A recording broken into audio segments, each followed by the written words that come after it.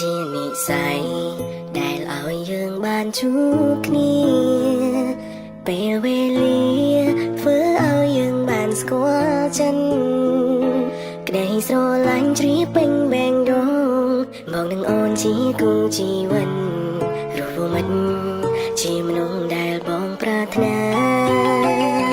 មានរូបអូនបែងដងបងគ្រប់គ្រាន់ហើយស្រងត្រានត្រៃតែងនៅក្បែរបងគ្រប់ពេលទោះបីមានអ៊ំសឹងយ៉ាងណាក៏ជីវ៉ាមិនដែលងាករេមានមេកាន់ដៃបងដើរទៅមុខរួមគ្នាអូនចើចិនដាប្រាថ្នាផ្សងជួបគ្រ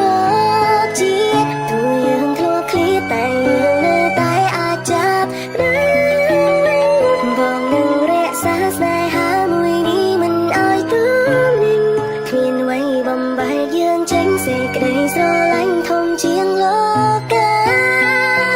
ពីថ្ងៃនេះយើងនឹងបាននៅក្បែរគ្នាបងនឹងអោបពុំនេះជាប់ក្នុងអោរាហើយផ្ដល់តែសេចក្តីស្រឡាញ់ស្នាមញញឹមជូនរូបជីវ៉ា